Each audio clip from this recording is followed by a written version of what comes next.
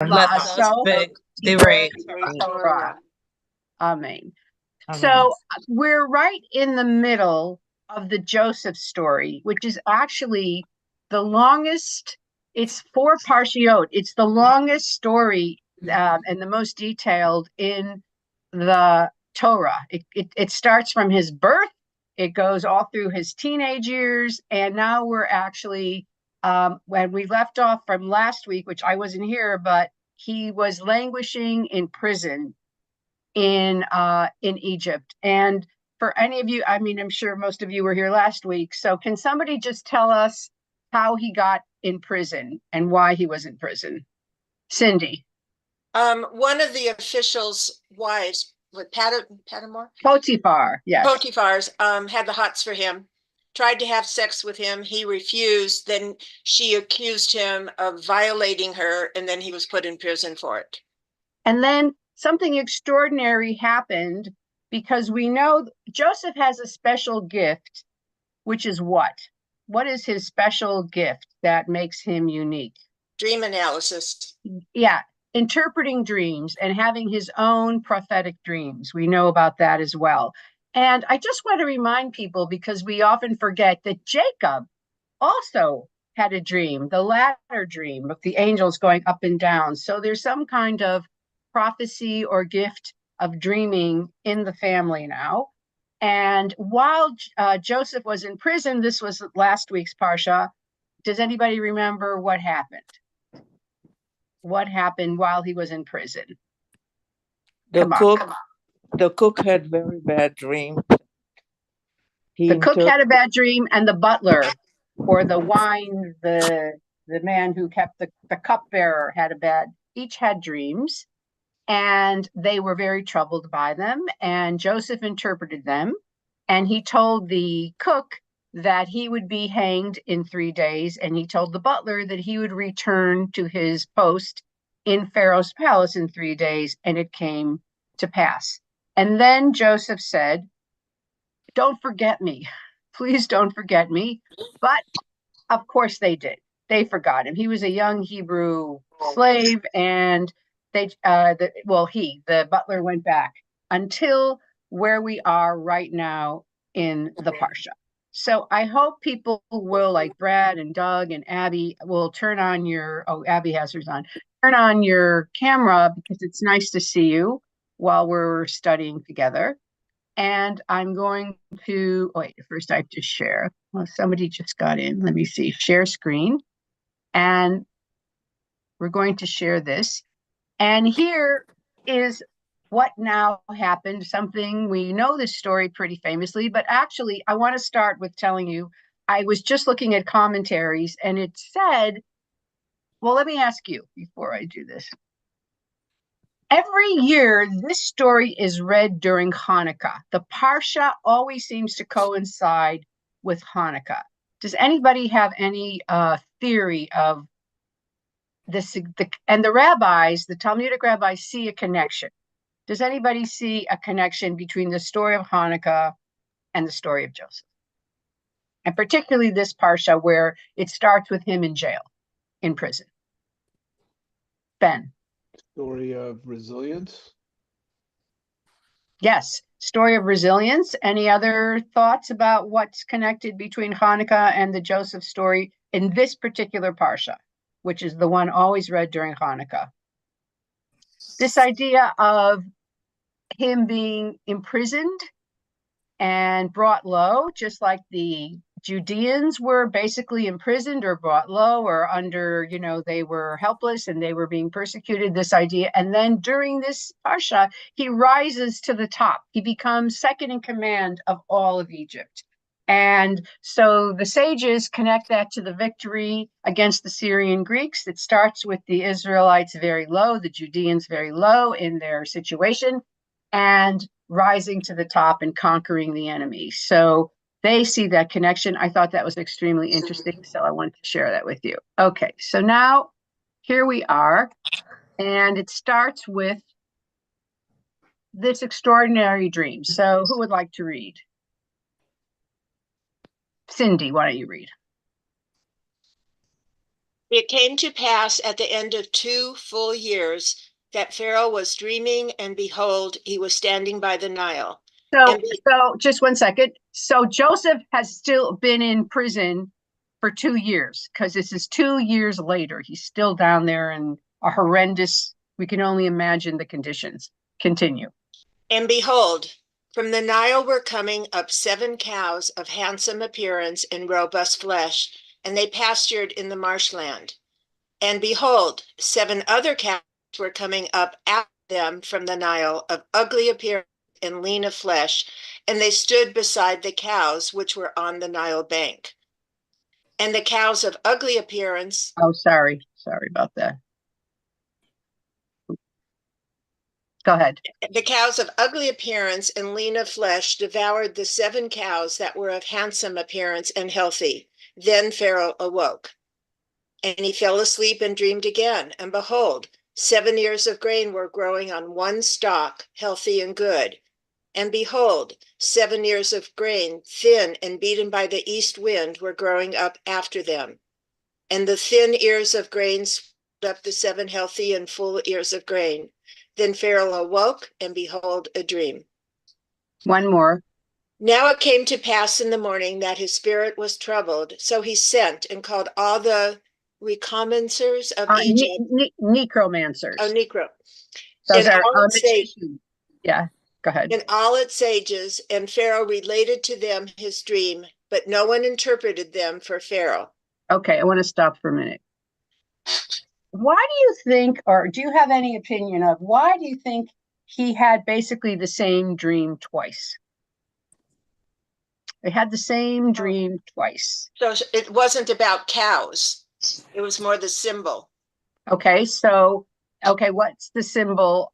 We're gonna hear Joseph's interpretation of it, but he had the same dream twice. Why? Do you have any opinion of why would you dream the exact same situation twice? He woke up, he went back to sleep, he had another dream, again, where the healthy was devoured by the sickly. Ben, you have your hand up? Do, Rabbi, thank you. Maybe so he could remember it well. Oh, that's a good one. Reinforced. Oh, well, there's 2 different things: remembering it and reinforcing it. Okay, so what is reinforcing? So you can retell it. You can, so somebody can then interpret it for you. You can discuss it with somebody because it's so clear in your mind. Okay, so that it would be so crystal clear that it would be reinforced. Any other thoughts about why it was told twice? Why it might be? Why would you dream the same idea twice? Any ideas? Come on, there's no wrong opinions. We're like commentators here, so have fun. Susan Ehrlich, you have an opinion? I think it's an interesting question. It's not the exact same dream, it's the same theme of a dream. Right. And in the Bible, when they say things 2 times, they reinforce it. And they mean it. And it could be, I don't know, you just mentioned he was in prison for 2 years. That's interesting. I thought the number 2, twice hardship that Jacob had. I just thought of, I like that idea, but I also like what you said earlier about when the Bible says something twice to reinforce it, or just like there's the expression tzedek tzedek tirdof, justice justice you shall pursue. So the idea that the commentator says it was really important, and it was really very true, that fact that it was twice, not just to remember it, but to emphasize that this is a true message, and that it's really important to pay attention. And we know in this whole story of Joseph, there's prophecy in all of the dreams. Joseph dreams, about the stars bowing down to the moon or at him, and he has other dreams, and they all seem to be prophetic dreams. And this is a prophetic dream. And I think it's interesting that we see in Egypt, they had a culture of magicians and wizards and interpreters, and nobody could understand the dream. So, okay, so let's continue. Share. And Lorraine, do you want to read? Okay, go ahead. All right. At the very top, and the cows. No. Hold on. Let me move it down. And now the chief cupbearer, 9. Okay. 9. Now the chief cupbearer spoke with Pharaoh, saying, I call to mind my faults today. Pharaoh was angry with his servants, and he put me in prison in the house of the chief slaughterer, me and the chief baker. And we dream a dream on the same night, I and he, each one according to the interpretation of his dream, we dream. And there with us was a Hebrew lad, a slave of the chief slaughterer, and we told him, and he interpreted our dreams for us.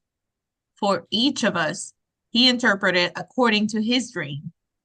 And it came to pass that just as he had interpreted, so it was, me, he restored to my position, and him, he hanged. Okay, let's stop. So I don't remember that he was put in the house of a chief slaughterer. So that's very interesting. I just want to look at this. That was his punishment. He wasn't in a prison. He was a slave to a slaughterer. I thought he was put in prison. That's what it says in the earlier text. So now it's some other place. But I thought that I did to resolve that. Apparently, Potiphar was so important, of such a stature, he had his own prison or something like that. I think. Right. But was he a slaughterer? He wasn't a slaughterer, was he? Was he what? A slaughterer, a shochet. It says that he was put in a. Well, anyway, that's interesting that that's where he was. It just he was with the butcher. Yeah, he was with the butcher, but Potiphar wasn't a butcher. So anyway, okay. So then it's interesting. So what does Pharaoh do? And I mean, this one paragraph, basically, it's one paragraph sort of tells us of Joseph's situation until this time. So who hasn't read? Who would like to read? Susan, why don't you read? Okay, we're 14. So Pharaoh sent and called Joseph, and they rushed him from the dungeon, and he shaved and changed his clothes, and he then came to Pharaoh. So they cleaned him up, and there's this idea now, he's starting to rise, at least he's bathed, he's shaved. You can imagine his hair, his beard, his rags, how filthy he was. And he was a young man. He was in his, 22 at this point. And they brought him to Pharaoh. Continue. And Pharaoh said to Joseph, I have dreamed a dream, and there's no interpreter for it. But I have heard it said of you that you understand the dream to interpret it. And Joseph replied to Pharaoh saying, not I. God will give an answer that will bring peace to Pharaoh. And Pharaoh said to Joseph, in my dream, behold, I was standing on the bank of the Nile, and behold, 7 cows of robust flesh and handsome form were ascending from the Nile, and they pastured in the marshland. And behold, 7 other cows were ascending after them, emaciated in a very ugly form, with meager flesh. I've not seen such ugly ones throughout the entire land of Egypt. And the meager and ugly cows devoured the first 7 healthy cows. And they went inside them, but it was not known that they had gone inside of them, for their appearance was as ugly in the beginning. And then I woke. So the idea of the cows here is the Pharaoh even goes into more detail than the narrative. And he said, I've never seen anything like this, but also his point is, it's like the 7 robust cows never even existed. It's like they were just wiped away. It's like they were not known that they had gone, and they were non-existent. Okay, and then continue just to the second dream. And then I saw in my dream, and behold, 7 ears of grain were growing on one stalk, full and good. And behold, 7 ears of grain hardened, thin, and beaten by the east wind were growing up after them. and the thin ears of grain swallowed up the 7 good ears of grain. I told the necromancers, but no one tells me its meaning. Okay, I want to ask a question. Do you think there's any significance that the imagery in the dream were cows and grain, as opposed to any other thing it could have been that was swallowed up? Well, It's I food. would say, oh, sorry. Go ahead, Lorraine. No, ahead. I would say that it probably related to hunger, food. It's food. Okay, so it's meat and bread, you're saying. Yeah, yeah. Meat and bread. Okay, Susan? Well, that's what I was to say too. I think it's food, and it is important of things to come with famine. Right, we know that's what he's going to say. Yeah, That I if mean, you know the story, it's famine. Swallowing up clothes or cars or anything. I mean, it's food. It's basic food, meat. It's and basic food. And I wonder if the staple of Egypt was corn, as opposed to wheat or something like that. That was one thing I wondered. I don't know if anybody knows. And also, does anyone know, because I'm not sure, is a cow one of the imagery for God? I know it's for, in Assyrian gods, but was the cow or a bull have any symbol as a god? Was it? Or was it? I was going to ask a question. This is Brad. Sorry, I'm hidden, but I'm in my car. Hi, Brad. Are the words Pharaoh and cow in Hebrew etymologically connected? They look so similar. Well, let me look. Paro and para. Well, the first 2 letters are the same, but para is with a hey and paro is ayin. So maybe not. I'm not sure. I mean, they sound the same. You're right, parot.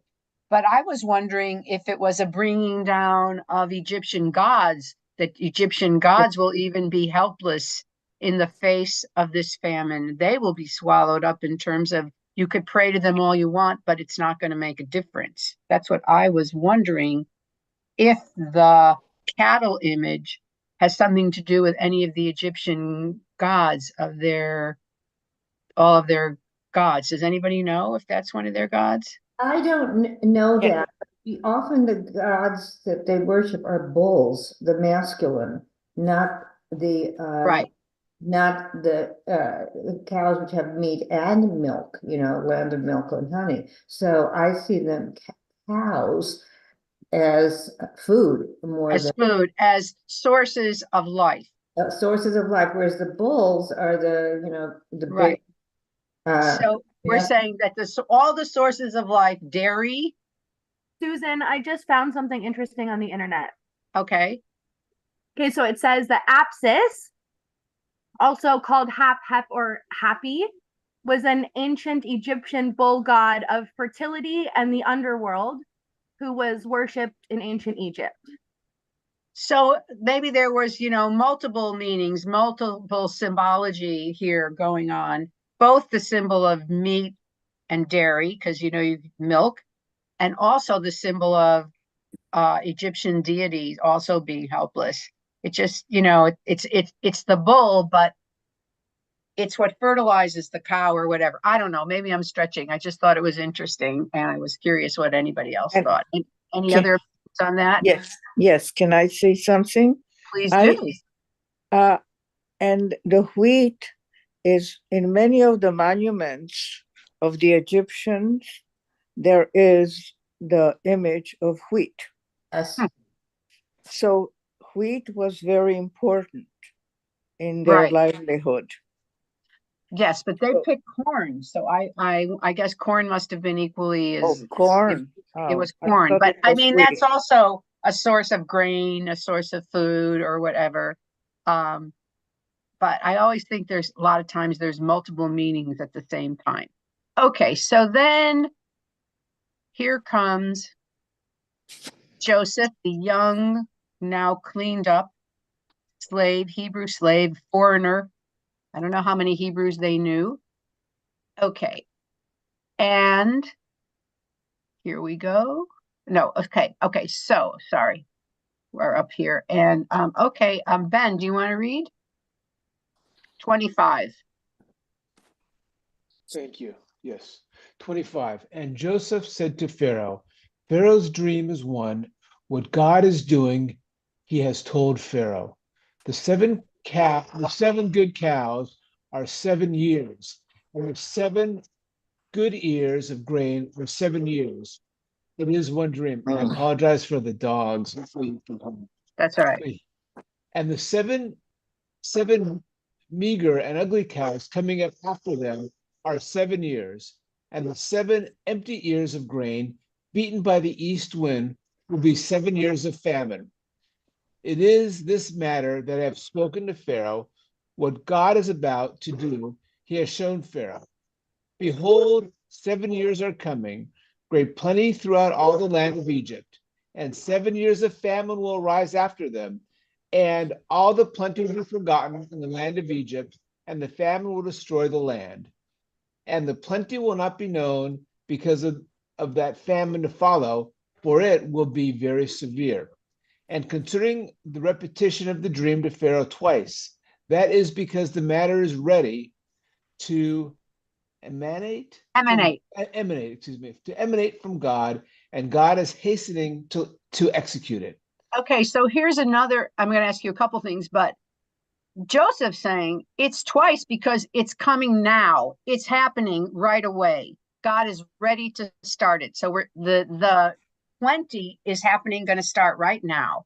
So you should be what to do about it. So just a little more, Ben. 33. Did you disappear? Okay. Who would like to read then? I can't remember who's there because I can't see everyone. So Merle, oh, you're on a thing. So Alex, how about you? Hold on, I'm going to go back to share. And then I'm going to ask you a question. Continue. Here, 33. Okay. So now, let Pharaoh seek out an understanding and wise man and appoint him over the land of Egypt. Let Pharaoh do this and appoint officials over the land and prepare the land of Egypt during the 7 years of plenty. And let them collect all the food of these coming good years, and let them gather the grain under Pharaoh's hand, food in the cities, and keep it. Thus the food will remain as a reserve for the land for the 7 years of famine, which will be in the land of Egypt, so that the land will not be destroyed by the famine. Okay. So I find this really interesting, narratively and kind of biblically in terms of this story. Why would the God of the Hebrews be giving and I don't have an answer. Let's speculate. Why would God of the Hebrews give a warning to Egypt? Why would God send a message to Pharaoh about this?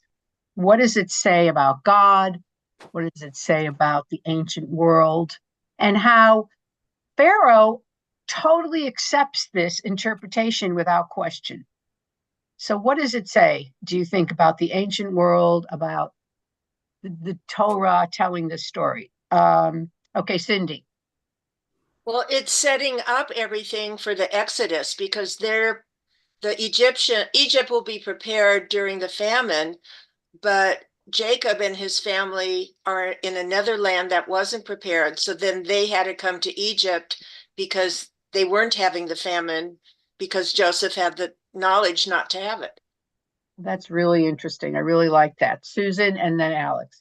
Well, that's exactly what I was going to say. And we might also think that if God is omniscient, knows the future, that there will be you could take that even further, but that's what I'm going to say with Cindy.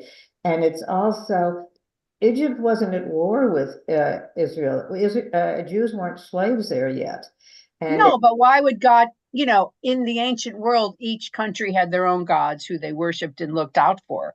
Right, but if God is omniscient and know that this will happen and that the Jews, not only the Exodus, but they'll be protected in Goshen then by Joseph, then that makes sense. This country will be protected by it. So, it's nice to have welcoming neighbors. And we know that what it's like not to have neighbors who are and to have neighbors who are hostile.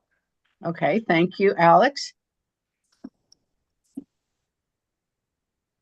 Yeah, just as others were saying, I mean, the Torah is the fulfillment of God's plan for the Israelites. Like God has this very, very long plan, and it involves interaction with Israelites interacting with different cultures around them. It includes the Israelites going down to Egypt and becoming slaves in Egypt. It involves all these things, and Egypt is a major player, or maybe you could say pawn, in God's plan. And yeah, this is just another thing that needs to happen. Like right now, Egypt needs to be saved so that the next thing can happen, which is that Joseph becomes one of the most powerful people in Egypt.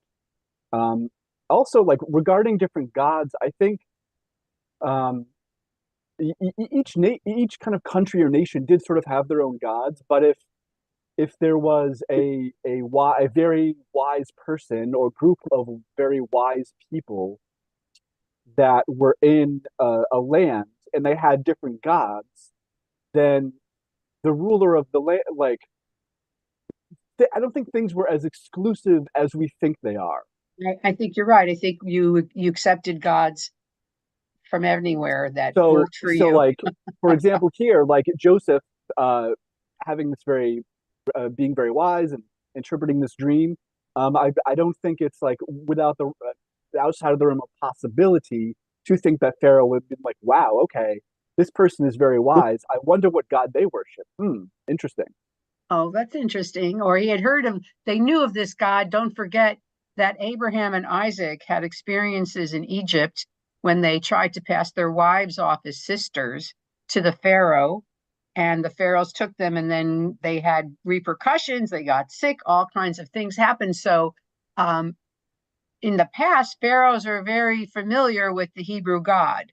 They had experience with the Hebrew God, so they may have known of him. But I think also what you all touched on is this long range. This story is extraordinary in its artistry, in my opinion. The way the plot is unveiled, unveiled. The way that Joseph has this, arrogant dream, and his brothers can't stand him, and they sell him into slavery, and then he's put in prison, and he interprets some dreams. So we're getting this motif of dreams are kind of, accompany Joseph in his life. And now, so the narrator, the beautiful writer of this story, makes dreams Joseph's redemption, that he will be saved because he can understand dreams and interpret dreams. And what I also think is very beautiful is that Joseph, in this narrative, attributes his gifts to God. He's not arrogant. It's not his talent. He says, God, it's only through God.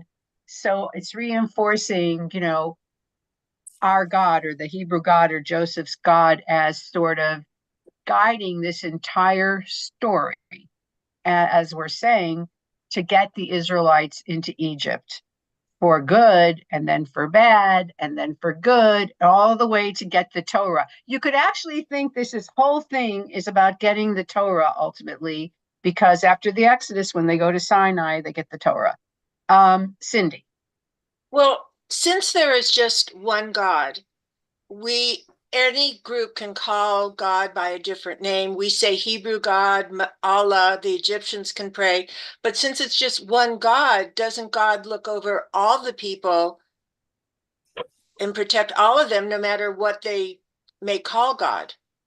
Well, yes, but the Egyptians did not believe that way. They saw multiple. Even if they didn't believe, if we believe there's just one God for all the world, it doesn't matter what they call God. Okay. All right. Before I answer, does anybody want to respond to that besides me? Susan? You're muted. Can I get back to that? Because I lose my thoughts. Okay, go ahead. Then I'm going to go back to Sydney. I got Cindy. like 3 seconds of being able to have the thought. You had mentioned dreams, and it got me to thinking of Joseph as son of Jacob, and Jacob had dreams also. Jacob, Yeah, I talked about that too, right? Wrestling with the angel and the ladder and all that. Right. These were personal dreams. Joseph becomes, he has personal dreams too, but they're interactive with other people, you know, that his brothers will bow down to him. Right. So it's not just him alone, it's him and the community, which is prophetic of his later years. But the first 2 dreams are self-centered, that others will bow down to him and the like, and the stars will bow down him. And now they're less self-centered, which also shows his growth, I think, and his evolution from going to a self-centered lad. He was 17 then when he was taken by the Ishmaelites to Egypt. And now they're focused on other people and more interpretive of situations, and it will be his dreams that will get him elevated. Thank you. Cindy, to go back to you, this idea that God is one God of everywhere evolved over time. In ancient Israel, they did not think that. They thought this was their God that belonged to them in their land.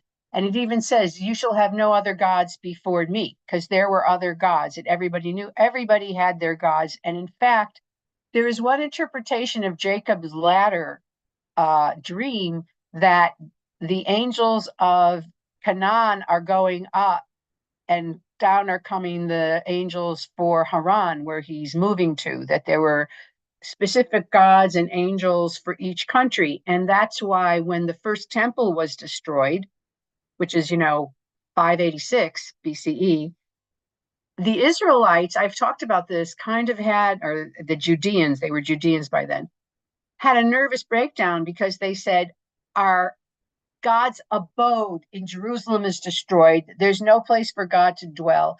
God will leave us. God is gone because now we are in another land, and our God, we're in Babylonia, whereas our God dwelled in our country. That's how people felt in the ancient world. And that was a radical thinking by what they call the men of the Great Assembly in Babylonia. And it's even written in the songs of,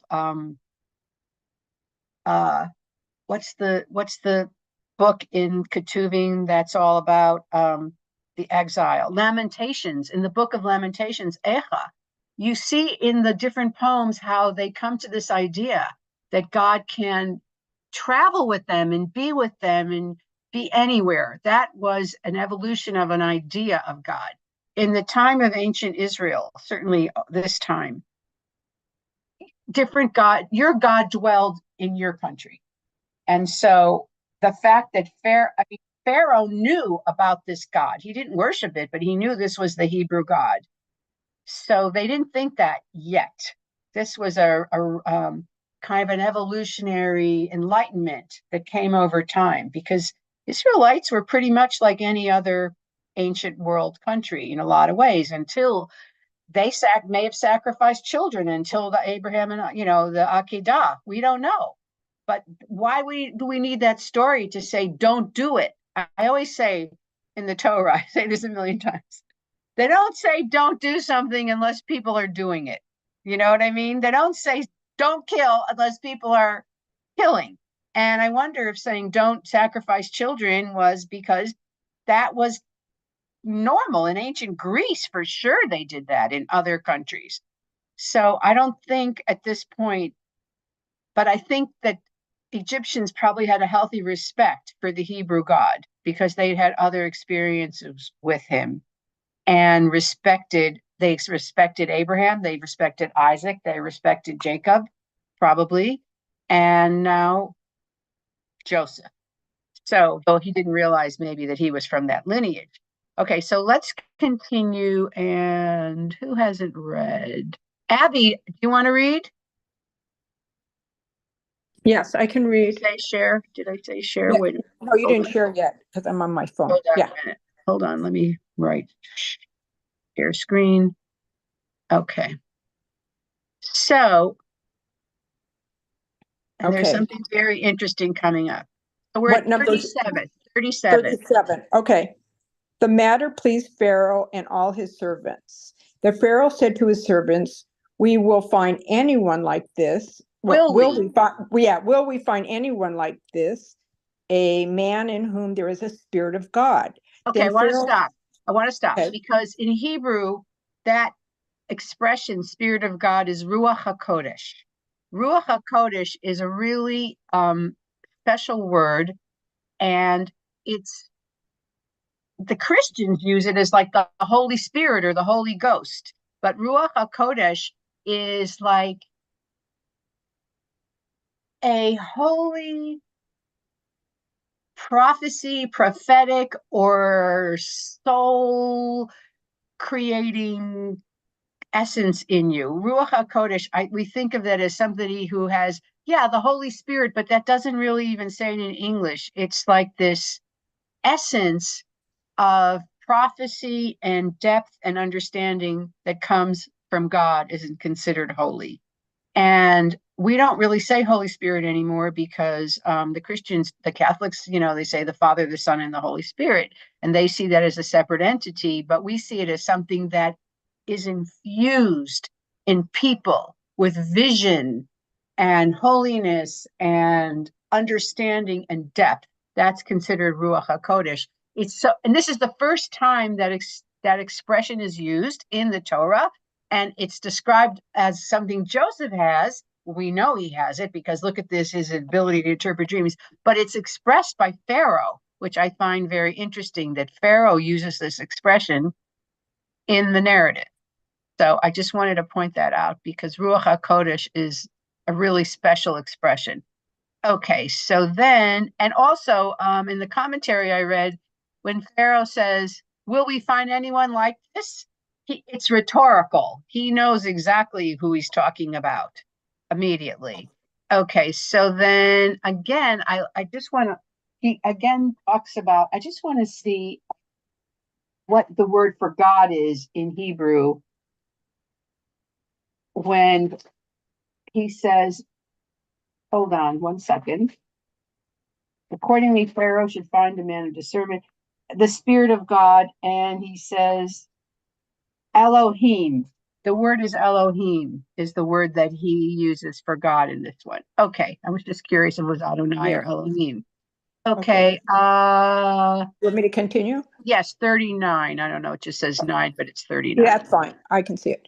Then Pharaoh said to Joseph, "Since God has let you know all of this, there is no one as understanding and wise as you.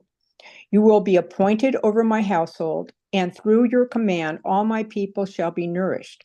Only with the throne will I be greater than you." Pharaoh said to Joseph, "Look, I have appointed you over the entire land of Egypt." And Pharaoh removed his ring from his hand and placed it on Joseph's hand, and he attired him with raiment of fine linen, and he placed the golden chain around his neck. I just want to stop for a minute. And the commentaries say that just like he was stripped twice of his clothing, once by his brothers, and then secondly, when he was thrown into the pit, into the prison, now he's been dressed twice. First time when they shaved him and bathed him and gave him clean clothes, and now he's getting linen, a linen robe, and a golden chain. So now he's being uplifted. Continue.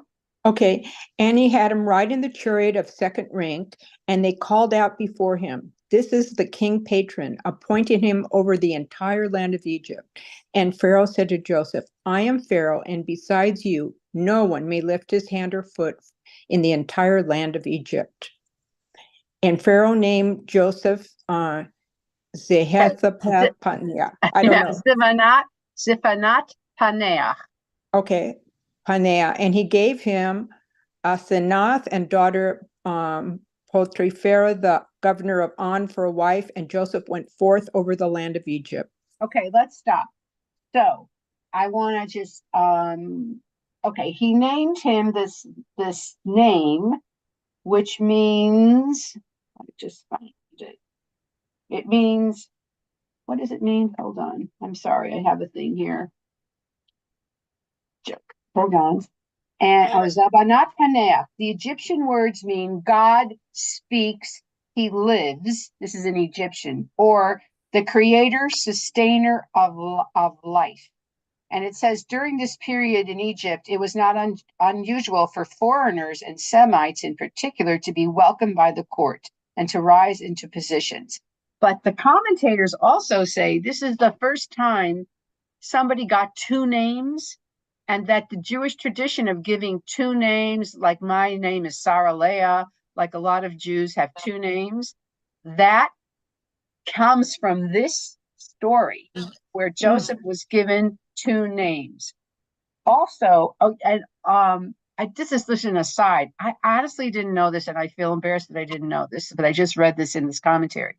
You know how we all have, like, you're like, I'm Sarah Leah, daughter of, and you say your father's name usually. Then in modern times, we say our mother.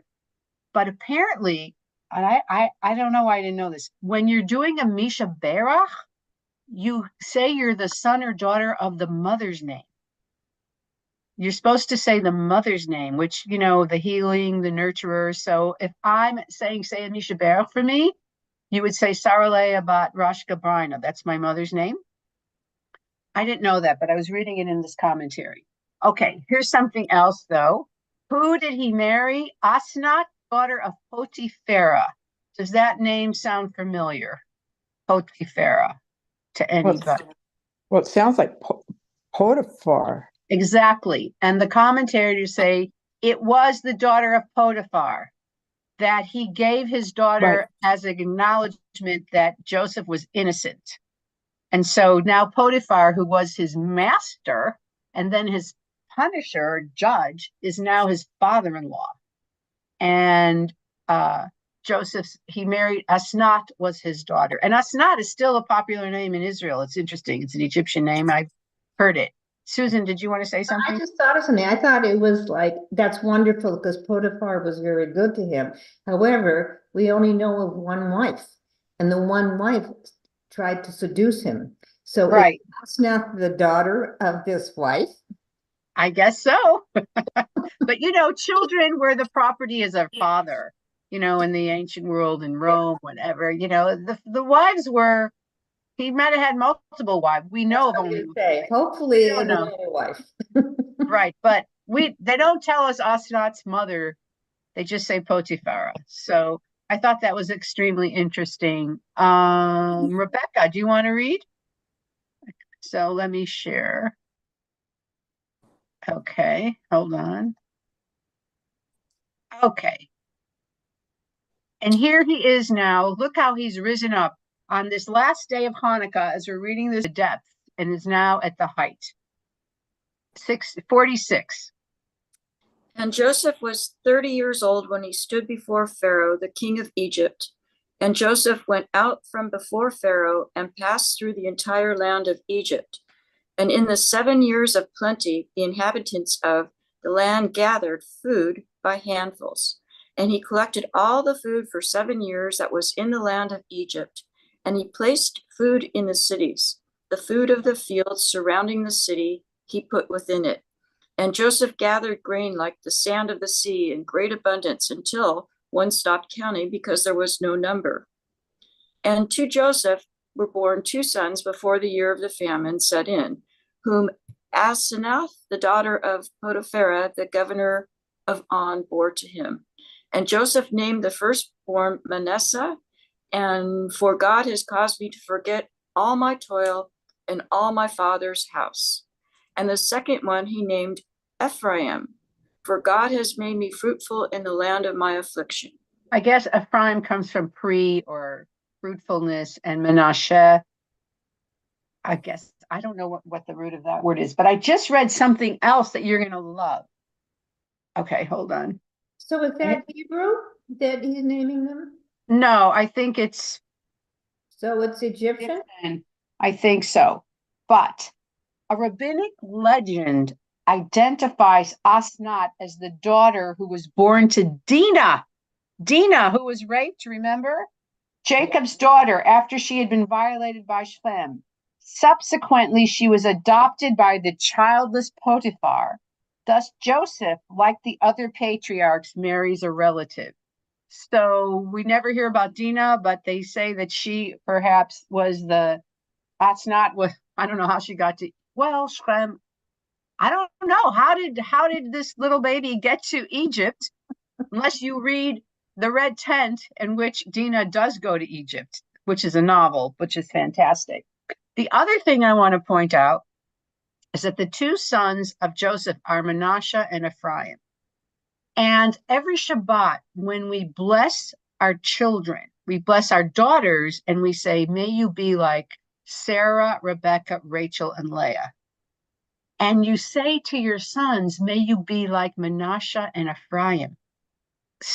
Very obscure names. We don't, they were tribe names, but we don't really know them. We don't know anything about them. Why not? May you be like any of our other patriarchs or matriarchs. And one of the understandings is because they were the first brothers who didn't fight. Think of all the other brothers who all fought and quarreled and feuded. And these were the first brothers who didn't fight. So then we do say every Friday night when we bless our children, may you be like our sons, may you be like Manasseh and Ephraim. And here's where we get their names from. Nina. You're muted. All right. The word Menashe, it's to be somebody who is being uprooted from his date of place of birth. Lenashe, it's like to throw out somebody out of his property. So he gave the name because he was uprooted. He was in Egypt instead of being with the other brothers. And yet, Ephraim, it means fruitful from the word tree. Yeah, right. But the thing is that when the land was divided later into the tribes, there was no land for Joseph, but there is two pieces of land for Ephraim and Manasseh. That's right. They're tribes. So they were recognized as the sons of Jacob, just like instead of one Joseph, Jacob got two, Ephraim and Manasseh. Joseph's both of his sons, and the one that did not get any land besides Joseph was Shimon, or Simon, or Simeon, and he was the one who led the slaughter of the Shechemites and everybody after the rape of Dinah, and there's no inheritance for Shimon, or Simeon, or Simon. So that's how there are 12, and Manasseh and Ephraim, they got a double portion. You're absolutely right. Thank you. That's true. Okay, so let's all right. Well, Penina, do you want to read? Can I just ask? Yes, Susan. What did Penina say that Manasseh, yeah. Menashe, it's with a shin, Menashe. Right. It's with an S in this translation. It's a shin is a shin. And the word linshot, we don't have a word linshot with a sin. The word, the letter is a shin. That's what we call her. Right. So it's Menashe, and that's what it is. This should be like this, really. Okay. What were you going to ask, Susan? Where am I? Wait a minute. Susan, did you want to ask something? No, I wanted to know whether those were, I know the later story of Manasseh and Ephraim getting land. Also Levi by Simon, Simeon, and they didn't get Levi. They were supported by everybody else. Right. Yes. Okay. So actually, the Levites were around Jerusalem because they were had cities. They didn't have a tribe of their own, but they had apportioned cities all over around the temple. Yeah, but also in other places too. There were like 36 cities, and 6 of them were cities of refuge, which was really interesting. That where if you had committed manslaughter, not murder, you could flee and live in safety. Yeah, Arei Miklat. Yeah, exactly. Okay, so you want to read a little more? Go ahead, Penina. And so where are we? Here, and 7 years of plenty were in Egypt. Finished. Okay, and the second one is that no. Where is it? 53, right here. Oh, yeah. And the 7 years of plenty that were in the land of Egypt were finished. And the 7 years of famine began, as Joseph had said, and there was famine in all the lands, but throughout the land of Egypt there was bread. I want to tell you something, I have to, before I forget it. You know, they say that Hagar was actually Egyptian. Yes. So it explains every time that there was hunger, that they felt very comfortable, very free to go to the land of Egypt to get grain when there was any time when there was hunger. So there were a lot more close connections between the Israelites and the land of Egypt that we are actually aware of just from the stories. Yes, but we there was also a reason why they always went to Egypt and to get the grain and felt comfortable that they get it, that's going to be okay.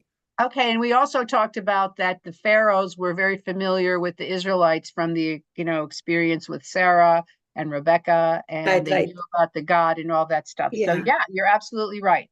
Okay, so Okay, we're the 7 years of famine began, and as Joseph had said, and there was famine in all the lands, but throughout the land of Egypt there was bread. When the entire land of Egypt hungered, the people cried out to Pharaoh for bread. But Pharaoh said to all the Egyptians, "Go to Joseph. What he tells you, do." Now the famine spread over all the face of the land, and Joseph opened all the storehouses in which there was grain, and he sold it to the Egyptians. And the famine intensifies in the land of Egypt. Oof, that's disturbing. He sold it Go ahead. to the Egyptians? Yep. Whoa, okay. And all the inhabitants of the land came to Egypt to Joseph to purchase, for the famine had intensified in the entire land. Okay, so yes, he sold it. Now, we don't know if people had money but no food. Well, that was before the slavery that they must have. They had. No, I'm talking not the Jews. I'm talking about the Egyptians. Right. We're selling the food to them, but perhaps, I guess, giving it out. Well, what do you think about that? Why should I comment? What do you think about this? Is a first to me that I just noticed it in the writing that he sold it to his own people. Okay, so what do you think about that? Business. Big business. Susan. Well, you know what? I don't know whether there were taxes. When we have taxes here, which is a way of compensation for the government. And we also, I guess we can buy things. Do we buy things from the government that we need? I don't know. Do we buy things? Yeah. Is electricity and water and those things. Does this count? That's right. We buy that. We buy a number of things from the government, and we pay even the internet, right? Which we they're not really the government. Utilities have a special classification. They're not necessarily the government. They're quasi, monopolies that are allowed by the government. But that's right. They're for profit. Usually. Well, it's interesting. We don't know if it was to sustain, to keep, to only give people a certain amount or to support all the people who were like doling out the grain. There had to be a huge bureaucracy to be organizing this and giving out the food. It's not like Joseph stood there and did this for the entire country. It had to have a huge hierarchy. But yeah, it's interesting that there was a famine and he wasn't giving it away. He was charging for it. So, well, he was entrepreneurial. I don't know. Any other opinions about that? I mean, and I guess then they opened it up to the whole ancient, Middle East there, the whole territory. And now we're going back to our original family, to the brothers and Jacob. And I can't believe we only have like 4 minutes left, but let's continue. All right, let's go back. Cindy, do you want to read? You haven't read in a while. So Jacob, chapter 42. Jacob saw that there was grain being sold in Egypt. So Jacob said to his sons, "Why do you appear satiated?" And he said, "Behold, I have heard that there is grain being sold in Egypt. Go down there and buy us some from there. So we will live and not die. Joseph's 10 brothers went down to buy grain from Egypt. But Joseph's brother Benjamin, Jacob did not send with his brothers because he said, lest misfortune befall him. The sons of Israel came to purchase among those who came, for the famine was in the land of Canaan. Go ahead. Now Joseph was the ruler over the land, and it was he who sold grain to the entire populace of the land. And Joseph's brothers came and prostrated themselves to him with their faces to the ground. So here's the dream. Here's his dream about the 11 or 10 stars falling to their face in front of him. Here exactly is what he dreamed. Well, now he's 30. No, he's 37 because he was 30 when he was appointed. He's 37. So it's been 20 years. They sold him when he was 17. So they haven't seen him in 20 years. And here's this Egyptian. I'm sure he looked Egyptian in every way, you know, and clothed and everything. And they all bowed down to him. So, okay, Lorraine, why don't you go? Right here. And Joseph saw. Yes. And Joseph saw his brothers and he recognized them, but he made himself a stranger to them. And he spoke to them harshly, and he said to them, where do you come from? And they said, from the land of Canaan to purchase food. Now Joseph recognized his brothers, but they did not recognize him. And Joseph remembered the dreams that he had dreamed about them. And he said to them, you are spies. You have come to see the nakedness of the land. And they said to him, no, my master, your servants have come to buy food. We are all sons of one man. We are honest. Your servants were never spies. But he said to them, no, but you have come to see the nakedness of the land. And they said, we, your servants, are 12 brothers, the sons of one man in the land of Canaan. And behold, the youngest is with our father today, and one is gone. And Joseph said to them, this is just what I have spoken to you, saying, you are spies. With this you shall be tested. By Pharaoh's life, you shall not leave this place unless your youngest brother comes here. Send one of you and let him fetch your brother, and you will be in prison so that your words will be tested, whether truth is with you, and if not, as Pharaoh lives, you are spies. And he put them in prison for 3 days. Okay, just a second. I didn't remember till I reread this that he put all of them in prison for 3 days, which is pretty scary. And so what was he doing with all of these accusations? What was he really doing? He was testing them, right? He wanted to see what kind of people they were. He wanted to see what their characters were. He hadn't seen them in 20 years. Had they become better men or worse men? He didn't know anything. Yes, Penina. You're muted. You're muted. Okay. Okay. The funny thing is that the brothers said to him, we are 12 brothers. Well, yeah. They did say 11 since he was one's born. dead. They did say one is dead. One is dead? Okay. What bothers me is how the father, okay, so maybe they didn't know that he's alive. I don't know. What do you think? You think they knew that he was alive? No, there were they caravans going back and forth. No, one is gone, meaning one is dead. But I think, honestly, what I get from that in my interpretation, and then I know we have to stop, is that even though he died, he was never dead because I think his father never got over it. The shadow of Joseph's death, as he thought, never left the family. Jacob never got over it. And they hoped, you know, if he was gone, out of mind, out of sight, that their father would forget him. But he was probably more alive with talking about him or shrines or whoever would know than when he was there. So, but I mean, it's such an amazing story. We only got to like a third of it. So I recommend you read it because it's so fantastic. And I want to wish you a Shabbat Shalom. And it's Shabbat Shalom. always lovely to study with you. And this is one of the great stories in the Torah. It has it's really the story of the hero. It's the classic story of the hero who goes through all the stages of tests and then comes out on top. So I always think, how come he never told his father that he's alive? I agree. That's right. Why did he never tell his father? I wish we could talk about that. Okay. All right, everybody. Thank you, Shabbat Rabbi. Shalom. Shabbat Bye. Shalom. Bye-bye, everybody.